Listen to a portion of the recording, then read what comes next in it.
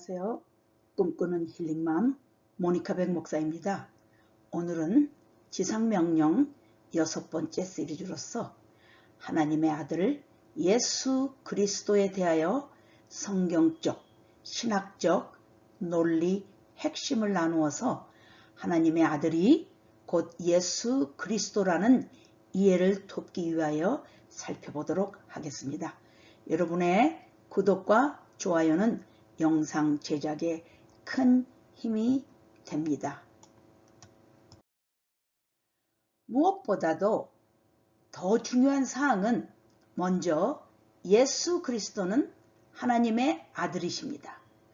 첫사람 아담이 하나님께 범죄함으로 인하여 하나님의 형상대로 지음받은 인간들일지라도 아담이 범죄함으로 영원히 죽을 수밖에 없는 처지가 되었습니다. 그런 인간을 긍휼과 자비로서 불쌍히 여기시고 독생자 예수 그리스도를 이 땅에 보내셨습니다. 마태복음 16장 16절에 보면 시몬 베드로가 대답하여 이르되 주는 그리스도시요 살아계신 하나님의 아들이시니이다 라고 고백합니다. 또한 요한복음 1장 14절에 보면 말씀이 육신이 되어 우리 가운데 거하심에 우리가 그의 영광을 보니 아버지의 독생자의 영광이요 은혜와 진리가 충만하더라고 기록되어 있습니다. 이와 같이 말씀에 근거하여 예수 그리스도는 하나님의 아들이십니다. 그리고 예수 그리스도는 근본 하나님의 본체이심을 성경 여러 군데서 설명하고 있습니다.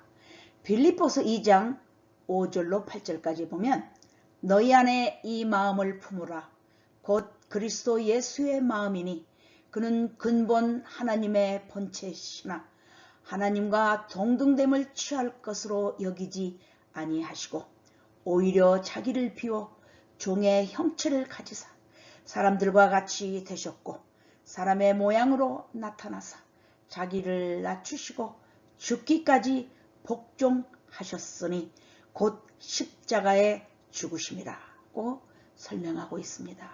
그리고 히브리서 1장 3절에 보면 이는 하나님의 영광의 광채시요 그 본체의 형생이시라 그의 능력의 말씀으로 만물을 붙드시며 죄를 정결하게 하는 일을 하시고 높은 곳에 계신 지극히 크신 이의 우편에 앉으셨느니라.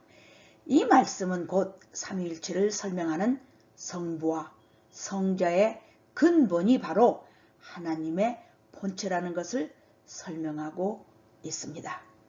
또한 요한복음 1장 18절에서 본래 하나님을 본 사람이 없으되 아버지 품속에 있는 독생하신 하나님이 나타내셨느니라 라고 기록되어 있습니다. 그러므로 마태복음 또 3장 17절에 보면 하늘로부터 소리가 있어 말씀하시되 이는 내 사랑하는 아들이요 내 기뻐하는 자라고 예수께서 세례 받으실 때에 하나님이 직접 증언하셨습니다. 바로 이것이 바로 예수 그리스도는 하나님의 본체라는 것을 증명하는 내용들입니다. 다음에 예수님은 구약부터 예언의 성취자였습니다. 그러므로 주께서 친히 징조를 너희에게 주실 것이라. 보라 처녀가 잉태하여 아들을 낳을 것이요 그의 이름을 임마누엘이라 하리라. 이사야서 7장 14절 말씀이고요. 그 다음에 또 이사야 9장 6절에는 이는 한 나이가 우리에게 낳고 한 아들을 우리에게 주신 바 되었는데 그의 어깨에는 청사를 메었고 그의 이름은 기묘자라 못살아 전능하신 하느님이라 영존하시는 아버지라 평강의 왕이라 할 것임이라. 또한 시편 2편 7절에 보면 내가 여호와의 명령을 전하노라. 여호와께서 내게 이르시되 너는 내 아들이라. 오늘 내가 너를 낳았도다. 수도 없이 많지만 그 중에 또 한 구절은 아울러 다니엘서 7장 14절 말씀입니다. 그에게 권세와 영광과 나라를 주고 모든 백성과 나라들과 다른 언어를 말하는 모든 자들이 그를 섬기게 하였으니 그의 권세는 소멸되지 아니하는 영원한 권세요 그의 나라는 멸망하지 아니할 것이니라고 기록되어 있습니다. 이와 같이 메시아는 내 아들로 불리며 영존하시는 아버지의 아들로 예언되었습니다. 이 땅에 예수가 오심은 구약에서 메시아의 예언이 성취된 것입니다. 그럼에도 불구하고 인간 세상은 죄 가운데 있으므로 예수를 빛으로 받아들이지 못했습니다. 그 이유는 사람들이 자기들의 행위가 악하여 빛보다 어두움을 더 사랑했기 때문입니다.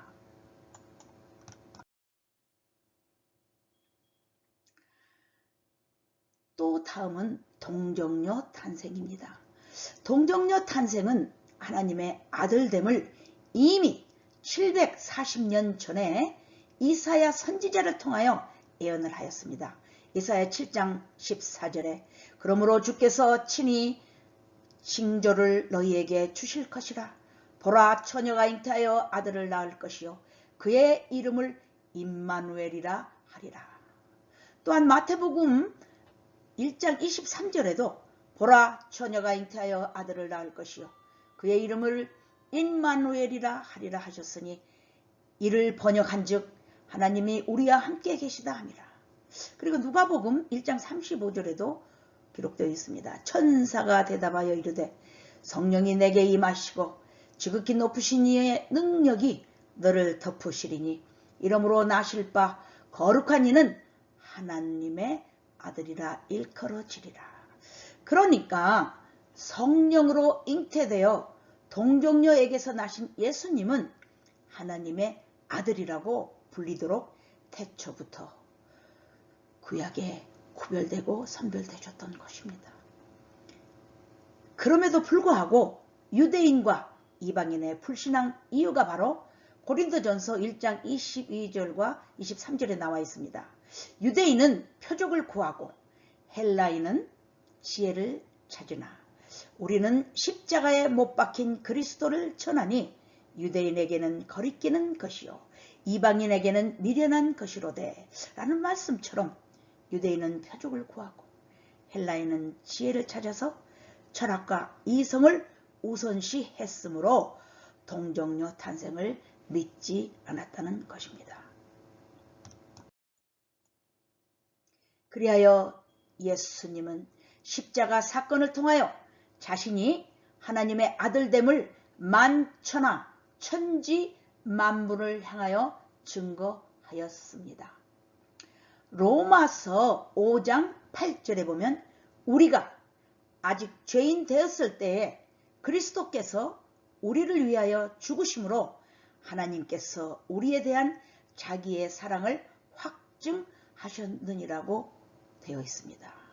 그리고 예수께서 성전한 솔로몬 행각에서 둘러싼 유대인들이 돌을 들어 신성모독이라며 치려할 때에 요한복음 10장 36절 말씀이 대답을 합니다. 하물며 아버지께서 거룩하게 하사 세상에 보내신 자가 나는 하나님의 아들이라 하는 것으로 너희가 어찌 신성모독이라 하느냐라고 그들을 꾸짖었습니다.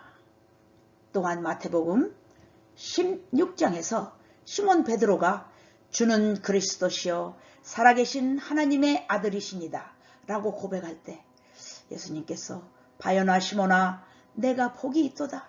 이를 내게 알게 하니는 혈육이 아니요 하늘에 계신 내 아버지시니라 라고 자신의 신분을 컨퍼메이션 확증해 주셨습니다. 이게 모든 말씀에 기록이 되어 있습니다.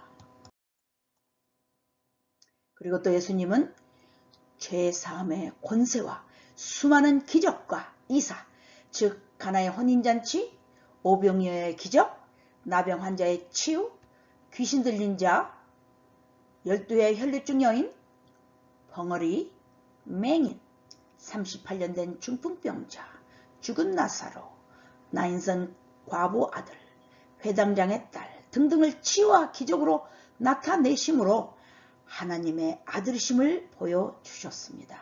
그뿐만이 아니고 마가복음 4장 39절에는 예수께서 깨어 바람을 꾸짖으시며 바다더러 이르시되 잠잠하라 고요하라 하시니 바람이 그치고 아주 잔잔하여지더라.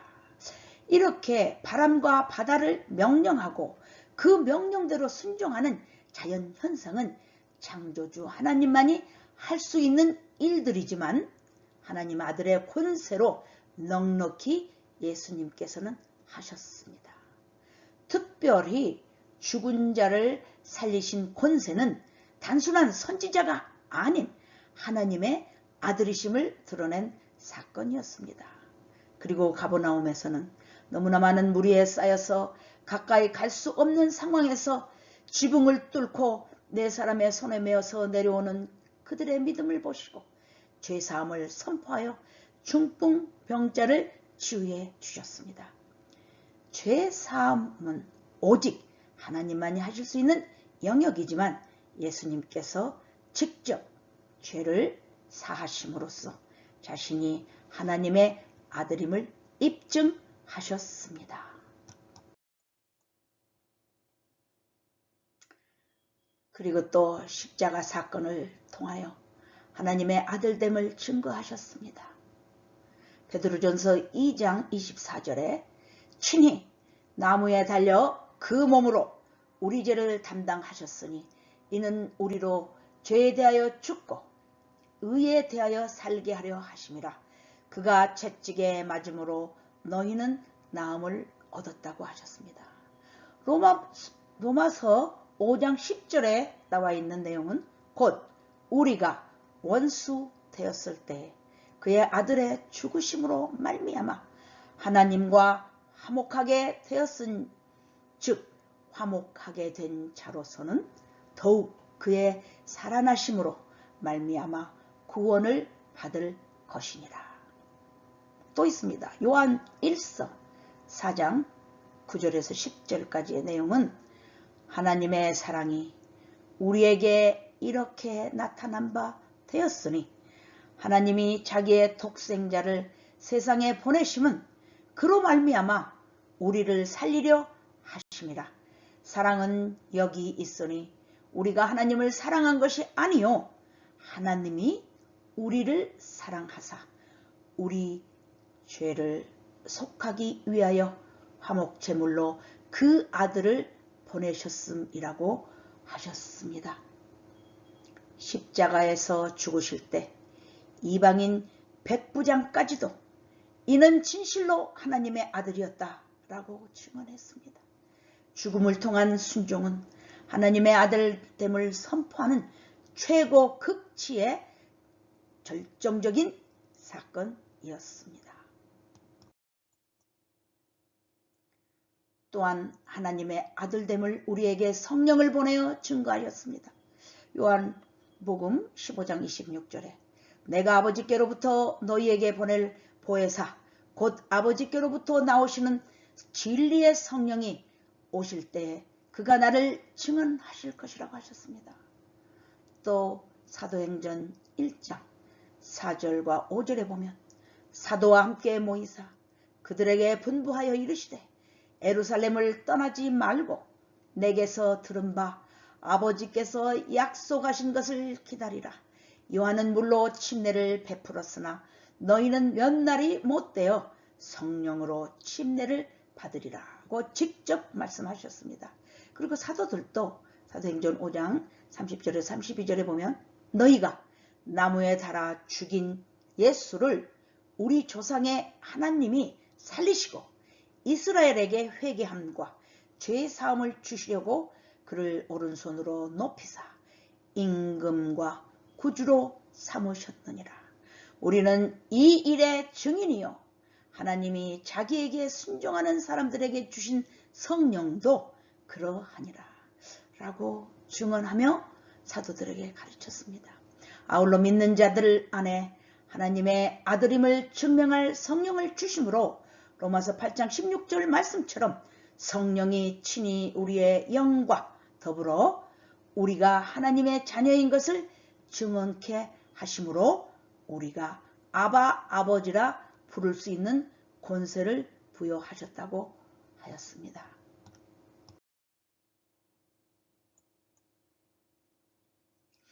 또한 부활로 하나님의 아들됨을 확증시키셨습니다.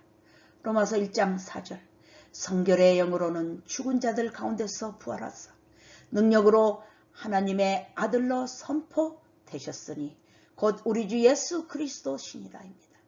그리고 기독교에서 부활신앙은 가장 중요한 핵심 중의 핵심입니다. 지구상의 어떤 종교도 부활신앙은 없습니다. 오로지 예수 그리스도를 믿는 기독교만이 특성이자 살아있는 신앙이라고 자부할 수 있습니다. 마태복음 27장 53절과 54절에는 예수의 부활 후에 그들이 무덤에서 나와서 거룩한 성에 들어가 많은 사람에게 보이리라.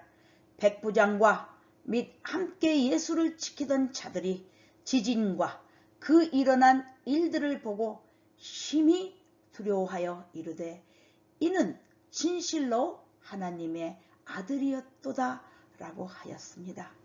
죽은 자 가운데서 부활하심으로 하나님의 아들이심을 확증하셨던 것입니다. 부활은 예수님이 하나님의 아들이라는 결정적 증거가 되었던 사실입니다. 최종적으로 하나님의 아들 예수 그리스도는 종말론적 완성을 이루셨습니다. 요한복음 5장 24절에 내가 진실로 진실로 너희에게 이르노니 내 말을 듣고 또 나 보내신 이를 믿는 자는 영생을 얻었고 심판에 이르지 아니하나니 사망에서 생명으로 옮겼느니라. 로마서 4장 25절에 예수는 우리가 범죄한 것 때문에 내줌이 되었고 또한 우리를 의롭다 하시기 위하여 살아나셨느니라.